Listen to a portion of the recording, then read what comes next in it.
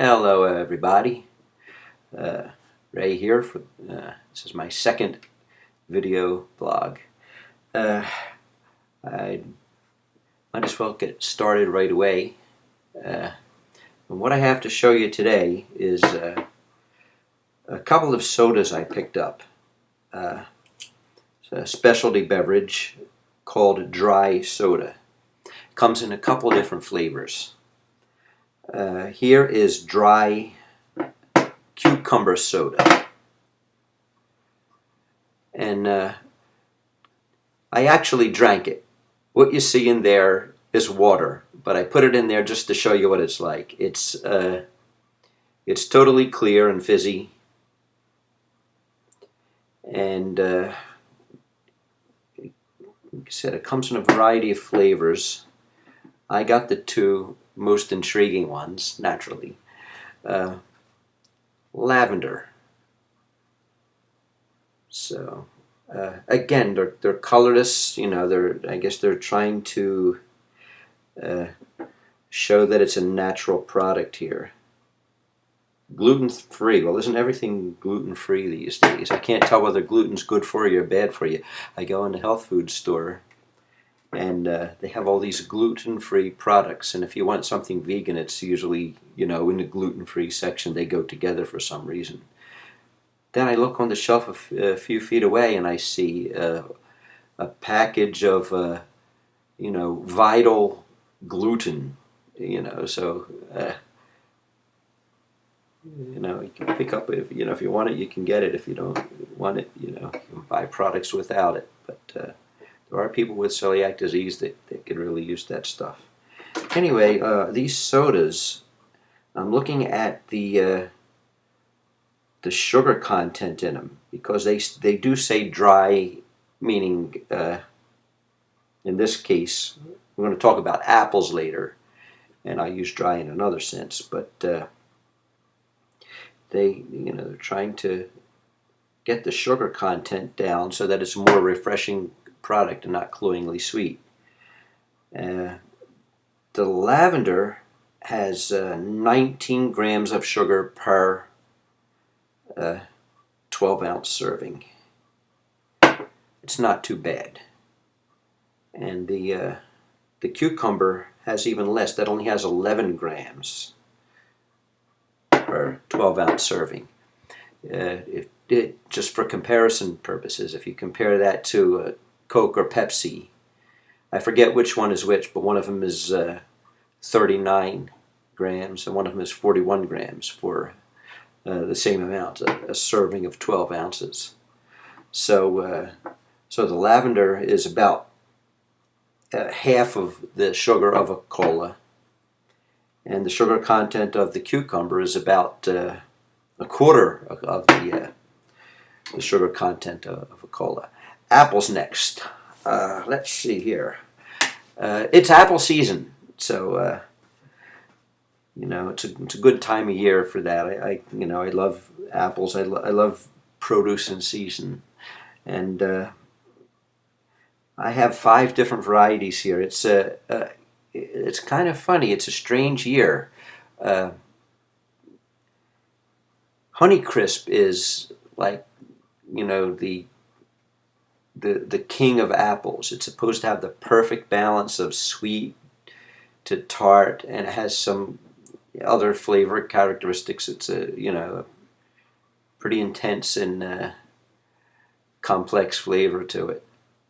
So I found that when they first started becoming popular about, I don't know, some 5, 6, 7 years ago, maybe a little more than that, maybe 8, 9, 10, something like, somewhere between 5 and 10 years ago. And some stores that had organic produce had them, and I said, wow, these are really great. You know, the price was up there a little bit, but I had them. And then what happened was, I guess growers, you know, like now everybody and their brother grows them, and they're, you know, they may be the same variety, but they're doing the same tricks they do with a lot of other things and farming, and the taste of Honeycrisp apples has gone down a lot. I do have a Honeycrisp here. And it actually, this year, you know, I've had terrible Honeycrisps this year, but this one is back to the old flavor of 10 years ago. It's really, and I got it, and in fact, all the apples I have here are from ShopRite, my local ShopRite of all places, just a regular common supermarket here in the mid-Atlantic United States. Anyway, the Honeycrisp, for anyone who hasn't seen one before, they have like all the colors in there. They have yellow. It looks like an oak leaf that just fell off a tree in October or November, depending on where you live. It has greens, it has yellows in it, and has some really deep crimson spots on it too. So this is one of the better ones. It's a medium size. Some of the bigger ones just taste like water. Water, you know. That's how we pronounce it in this part of the country. Water. We can pronounce it water. Water. But that certainly doesn't taste like water. That's a good one. You know, it's they usually taste horrible. Next up, believe it or not, the apple we all had as kids, it was the only apple variety for years, I guess, really, that showed up in the supermarket, the red apple. Red Delicious. Most of the red Delicious apples these days, they taste like crap. I mean, they just, like I said, they just that watery taste, and really not much sweetness to them, nothing really to them. And, you know, they're all shined up, and, you know, they like a mirror on the outside, a red mirror, crimson mirror. Here's a Red Delicious that I got from my local ShopRite as well. You know, giant waist-high bin of them. You know, but big bin of them. And I said, this doesn't look like the Red Delicious that I've seen. It still has the deep, where's my camera? The deep red crimson color to it with the, you know, the little dots there. Probably see it's not shiny like the ones, you know, you would see in the bowl on the dinner table. But this Red Delicious, for some reason, is the best one that I've had. Not this particular, the whole batch there. I haven't had a Red Delicious apple that tastes this good since I was a kid. This is what I remember as a kid. And, you know, it's almost right up there with Honeycrisp, but a completely different flavor characteristic. You know, if you happen to see them over there, if you're locally here where I am, you can pick one up at ShopRite. But it was surprising because I said that, you know, just looks so, you know, different than the Red Delicious. It looks exactly the same, but it doesn't have that shine like it's been picked, you know, months ago and then buffed up with some food grade wax and put on the store shelf. Just, you know, obviously it was just picked from the tree recently and just thrown into the bin. So Red Delicious is delicious again this year, at least that particular batch at my local ShopRite. Stamen. These are not for everybody. They're I'm going to use the word dry because they're not juicy, but they snap. They're really crisp and have a nice crunch to them, and they're kind of acidic, and they have other flavors in there too with the acidic flavor. But if you like an apple that has a little bit of tart to it, there's some sweetness, but I would say the tart is more pronounced. Stamen is for you, Staman, and I hope I'm pronouncing that right. But anyway, it looks a lot like the Red Delicious, but you could tell some differences. The Red Delicious is just more red, especially on the bottom and up at the top there, a little deeper red. But other than that, it has the Stamen has the little dots in them too, so that's a good one. Okay, Trying to think of the name of this. I just picked this one up. I can't think of the name of it offhand, but it was in the batch there. Another bin. It looks like a Granny Smith, but again, it looked like a fresh picked one. There's a little blush in there. I'm trying to think of the name of it right now. You know, in fact,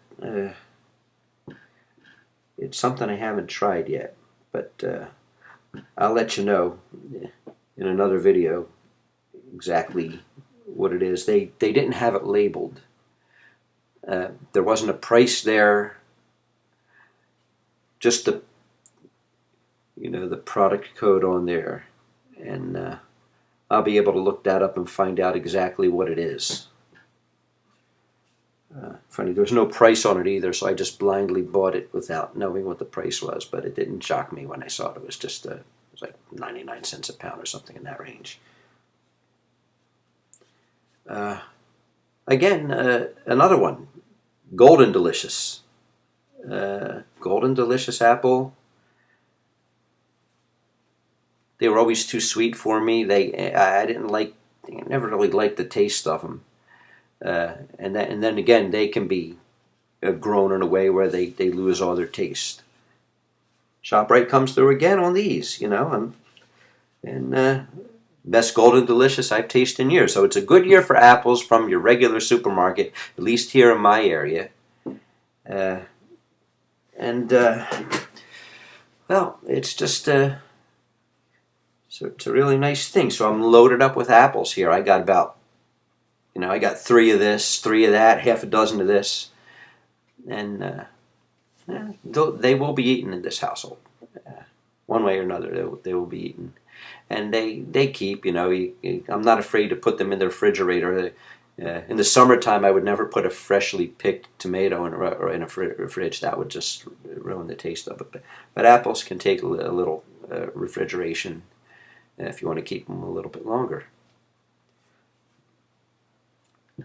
Okay. Now, what else do I have here? I want to tell you an embarrassing thing happened to me at work. I work in a casino. We park in a parking garage, and adjacent to one of the towers, there's a parking garage there, and it's a kind of split. So some areas are for the guests, and some areas are for the employees, and then sometimes they mix. But at any rate, I park my car, and I usually park in the same spot every day. If not, then I go up half a level more and park in that spot if there's no space there. Try to get a decent space. So I come to my car, and I'm looking at this car, and I said, okay, it's my I'm looking at it, and it's got scrapes on the back driver's side toward the rear of the car, on the fender. It's like somebody went like that to it, and got the rear, got the fender, and got the bumper as it goes around, and it went around. It's like somebody like pulled out of the space, and they backed up, and they went like that to the back of my car. But I'm looking, and I see the taillight cracked and a chunk missing from it, and another piece of plastic hanging, red plastic there, and then the white plastic that's like crystal, like some of the more modern taillights. And I don't see anything on the ground, like there's a piece missing. It didn't fall in, so I'm thinking, well, maybe somebody took it away. They just. So I'm looking at the thing, and I said, okay, I better report this, because if they have video of it, maybe we can get a license plate, and that person's insurance can pay for it. If not, my insurance is going to pay for it. There's some deductible. I forget if it's $500 or $750 or $1,000, whatever it is. But I think if it's that, I might as well not even put a claim in for it. But if I can find out the license plate of the car, now I know who the owner of the car is, their insurance could just pay for the repair, and that'll be the end of it. So I, try to get together with security and get them to, come out and do a little investigation. And they said, okay, because we'll just meet at your car. You tell me what level you're on, and put up your hood. Pretend you're doing a repair. Put up your hood. That way, when we're going around to that level, we'll be able to find you right away. So sure, I go back to my car, and I have this key. Like most new cars have this thing. It's Toyota. I have a Toyota Camry hybrid, and if this is in my pocket, all I do is go up, and it's like easy pass signal. You go up and you pull the door, and it unlocks. You get near it, it knows you're there. You just pull, and it unlocks. Same thing. You're in the car. You press the button, it starts. Just as long as this is there, near it, or start it when it's inside. So I go up and I pull, and nothing happens. And you're probably guessing already, it wasn't my car. But hear me out. It was exactly in the space where I always park. Same color, same model, same everything, except it wasn't hybrid. I didn't notice that it was just a little hybrid thing back there. But it was, like I said, it was exactly the same place I parked. Same color, same make and model, sunroof on top. It was just completely the same. And that when it didn't unlock for me right away, then it dawned on me, this is not my car. Then I see rosary beads around the rear view mirror. Well, I don't, have a bunch of junk hanging in my car like that. And I'm sorry, it's not, rosary beads are not junk, but I don't have any things unnecessary. Well, I suppose if you think they should belong there, they're necessary. It's a religious thing. But yeah, I was raised Catholic, but I do not do rosary beads on my rear view mirror. They're really, I don't think they were originally made for that. Anyway, it was embarrassing. I wanted to go back and call and say never mind, but by then the guy was already there with the clipboard. I'm like, officer, I'm sorry. I'm really embarrassed. And I told him, I'd like to make a report that I am an idiot. And he said, so everything's okay? Okay, bye. And he just came from like the next level below. Came up from the security office there, so it wasn't like it was, he came from a million miles away. Okay, I really guess that's it. I would like to thank my millions of subscribers from all over the world. Well, all 5 of you at this point. The making of this video, I have 5 subscribers, and they've been there anywhere from a few months to a couple of years. But this is only like the 10th video I made in 3 years, so so something like that. But hopefully, if I make a few more of these, we'll build up some people here. But the first time I even looked at that and didn't even know I had any subscribers. But apparently I have 18,884 views. 16,000 of them were approximately for a video I did called I'm Bernadette. And it's Bernadette from an old kid show from my era called Zoom. And she did a strange thing with her arms like this, and did that pretty well. But every kid tried to copy this move that she made, and it kind of became culty famous for kids my age, or now adults like me. So apparently that jogged the memories of a few people, and they they watched it. I got some comments on that. My 5 subscribers, I'd like to thank Gnome de Plume, Guardian Deoncy, Samuel Lees, looks like Mist Gable, Mist Gable, and my friend Noroyo from Japan. Long time no see. She came to this country, and we had a little meetup over here. So always, it was a real pleasure meeting Noroyo, and that was about 2 years ago, I would say. And she has some great videos too. So I would recommend her videos. Some of them are really funny. Some of them are sweet, and she does some with her daughter. But anyway, that's all for this one. This video was twice as long as the first one, so try to keep them a little shorter. But anyway, thanks for watching, and see you on the next one.